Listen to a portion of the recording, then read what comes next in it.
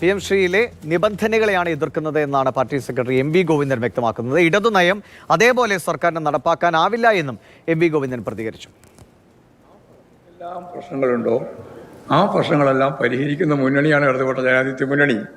അത് നിങ്ങൾ UDF-കാർ ഇപ്പം തന്നെ തുടങ്ങി ഞങ്ങൾ മുന്നണിയിലേക്ക് ക്ഷണിക്കുന്നു. അമ്മാതിരി UDF തന്നെ അതേ CPI-കാർക്ക് തന്നെ പ്രശ്നങ്ങളുണ്ടാവുമല്ലോ, ഉറപ്പുണ്ട്. ഞങ്ങൾക്ക് പ്രശ്നമുണ്ടല്ലോ, പിന്നെ CPI-കാർക്ക് പ്രശ്നം ഉണ്ടാവില്ല. CPI ഉൾപ്പെടെയുള്ള ഇടതുപക്ഷ ജനാധിപത്യ മുന്നണി വിശാലമായ അർത്ഥത്തിൽ ഈ കാര്യങ്ങളെല്ലാം ചർച്ച ചെയ്ത് ആവശ്യമായ കൃത്യതയോടുകൂടിയുള്ള നിലപാട് സ്വീകരിച്ച് മുന്നോട്ടേക്ക് പോകും. PM ശ്രീയിലെ CPM CPI നിലപാടുകളിലെ വിശകലനങ്ങളുമായി മാർഷൽ V സെബാസ്റ്റ്യൻ കൂടിയാണ്. മാർഷൽ, MV ഗോവിന്ദനിലൂടെ V ശിവൻകുട്ടിയുടെയൊക്കെ സർക്കാരിൻ്റെയും പാർട്ടിയുടെയും ഒക്കെ നയങ്ങൾ ഇതുമായി ബന്ധപ്പെട്ട് CPM വ്യക്തമാക്കിയിരിക്കുകയാണ്. മറുഭാഗത്ത് ബിനോയ് വിശ്വം കടുത്ത എതിർപ്പ് അറിയിക്കുന്നു. പക്ഷേ എന്ത് രീതിയിലാണ് പ്രതികരണം എന്ന് പറയാൻ അദ്ദേഹം തയ്യാറാകുന്നില്ല. അതിന് 27 വരെയുള്ള യോഗത്തിൽ കാത്തിരിക്കണമെന്നാണ് പറയുന്നത്. എന്ത് സാധ്യതകളാണ് CPIക്ക് മുന്നിൽ ഉള്ളത്? അതോ ഈ പറയുന്ന ബഹളങ്ങൾക്കൊക്കെ അവസാനം ശരി ബോധ്യപ്പെട്ടു എന്ന് പറഞ്ഞ കീഴടങ്ങലാണ്?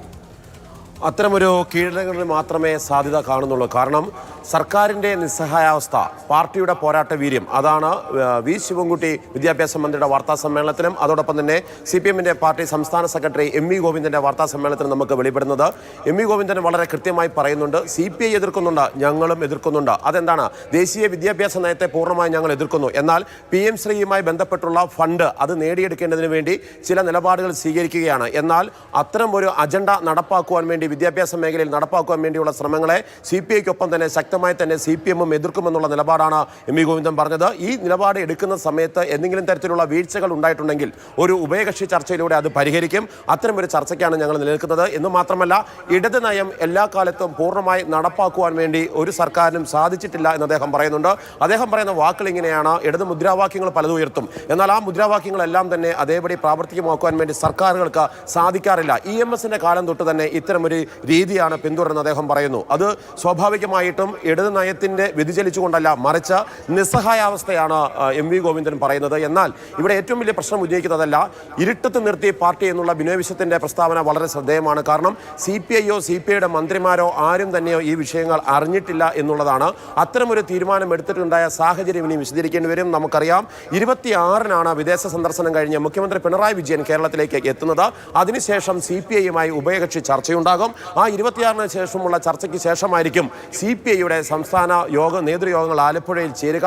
ആ യോഗത്തിൽ ഒരു തീരുമാനത്തിലേക്ക് അവർക്ക് എത്തുവാൻ വേണ്ടി സാധിക്കും. ഇതിനു മുമ്പ് കേരള രാഷ്ട്രീയം മുന്നണി സംവിധാനത്തിലേക്ക് മാറിയ കാലഘട്ടം മുതൽ തന്നെ ഇടത് വലത് മുന്നണികളിൽ പാർട്ടികൾ തമ്മിലുള്ള തർക്കങ്ങൾ, അതോടൊപ്പം തന്നെ പരസ്യമായ ഏറ്റുമുട്ടലുകൾ ഉണ്ടാകുന്നത് സ്വാഭാവികമാണ്. എന്നാൽ ഇന്നത്തെ സാഹചര്യത്തിൽ തെരഞ്ഞെടുപ്പ് അടുത്ത് നിൽക്കുന്ന ഒരു സമയത്ത് ഇടത് മുന്നണിയിൽ ഉണ്ടാകുന്ന അസ്വാരസ്യത്തിന്റെ പുറത്ത് മന്ത്രിമാരെ പിൻവലിക്കുവാനോ മന്ത്രിസഭ ബഹിഷ്കരിക്കുവാനോ തുടങ്ങിയിട്ടുള്ള ശക്തമായ തീരുമാനങ്ങളിലേക്ക് പോകേണ്ട ഒരു സാഹചര്യം CPI നേതൃത്വത്തിലേക്ക് എത്തില്ല എന്നാണ് നമ്മൾ മനസ്സിലാക്കുന്നത്.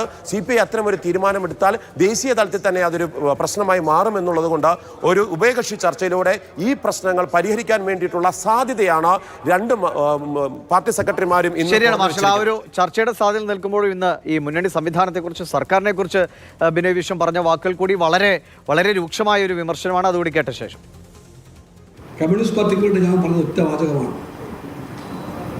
കേൾക്കുന്ന വാർത്തകൾ ശരിയാണെങ്കിൽ, at that moment I was not sure of that, കേൾക്കുന്ന വാർത്തകൾ ശരിയാണെങ്കിൽ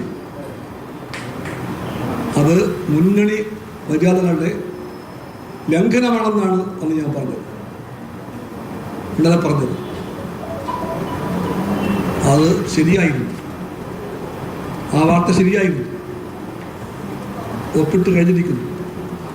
അതുകൊണ്ട് ആവർത്തിച്ച് CPI പറയുന്നു, ആ ഒപ്പിടൽ മുന്നണി മര്യാദകളുടെ ലംഘനമാണ്.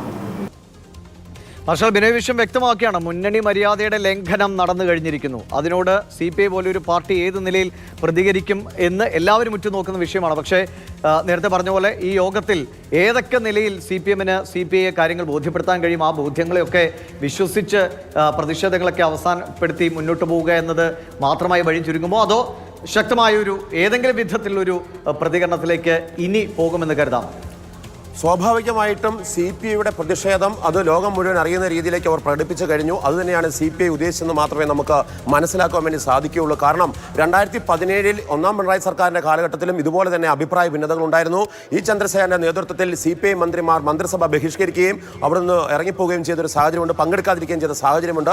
അത്തരം തീരുമാനങ്ങൾ എല്ലാ കാലഘട്ടത്തിലും CPIയും CPIയും തമ്മിൽ ചില നയങ്ങളുടെ കാര്യത്തിൽ ഉണ്ടാകാറുണ്ട്. ഈ രണ്ടാം പിണറായി സർക്കാരിന്റെ കാലഘട്ടത്തിലും ഇങ്ങനെ നിരവധി കാര്യങ്ങളിൽ CPIക്ക് എതിർപ്പുണ്ട്. അതിലൊക്കെ തന്നെ CPM നടപടികൾ പാതി വഴിയിൽ നിൽക്കുകയും ചെയ്യുകയാണ്. അത്തരം ഒരു രീതിയിലേക്ക് എതിർപ്പായി തന്നെ ഇത് നിലനിൽക്കുമെന്നാണ്. അല്ലാതെ മുന്നണിക്കുള്ളിൽ ഒരു പ്രശ്നമുണ്ടാക്കി മുന്നണി വിട്ടുപോകുന്നതിനുള്ള ഒരു രാഷ്ട്രീയ സാഹചര്യം സൃഷ്ടിക്കാൻ CPM അനുവദിക്കില്ല. അല്ലെങ്കിൽ CPI പറയുന്ന കാര്യങ്ങളിലെല്ലാം തന്നെ ഒരു സമവായ ചർച്ച കൊണ്ടുവന്ന് ഈ പ്രശ്നം പരിഹരിക്കുമെന്ന് മാത്രമേ നമുക്ക് പറയാൻ സാധിക്കുകയുള്ളൂ. ബിനോയ് വിശ്വം ഉൾപ്പെടുന്ന CPI നേതൃത്വം ഇക്കാര്യത്തിൽ അവരുടെ പ്രതിഷേധം അതിശക്തമായി തന്നെ നേതൃത്വത്തെ അറിയിക്കും. LDF യോഗം ഈ വിഷയം ചർച്ച ചെയ്യും. അതിനുശേഷം പരസ്പരമുള്ള ഒരു ധാരണയുടെ അടിസ്ഥാനത്തിൽ PM ശ്രീ പദ്ധതിയുടെ ഫണ്ട് പാകുന്നു, ദേശീയ വിദ്യാഭ്യാസ നയത്തിന്റെ സംഘപരിവാർ അജണ്ട നടപ്പാക്കുവാൻ ശ്രമിച്ചാൽ അതിനെ എതിർക്കുന്നു എന്ന തരത്തിലേക്ക് ഈ പ്രശ്നം പരിഹരിക്കാൻ വേണ്ടിയുള്ള നീക്കങ്ങളായിരിക്കും ഇനി ഇരു പാർട്ടികളും സ്വീകരിക്കുക. ശരി. PM ശ്രീ പദ്ധതിയിൽ ഒപ്പുവെച്ചതിൽ കലുഷിതമായ ഇടതുമുന്നണിയിലെ തർക്കം അത് ഏത് നിലയ്ക്കാണ് ഇനി മുന്നോട്ട് പോകുന്നതെന്ന് കാത്തിരുന്നേ മതിയാകൂ. 27 പാർട്ടി യോഗത്തിൽ ഇക്കാര്യത്തിൽ ഒരു തീരുമാനമുണ്ടാകുമെന്നാണ് ബിനോയ് വിശ്വം സൂചിപ്പിക്കുന്നത്.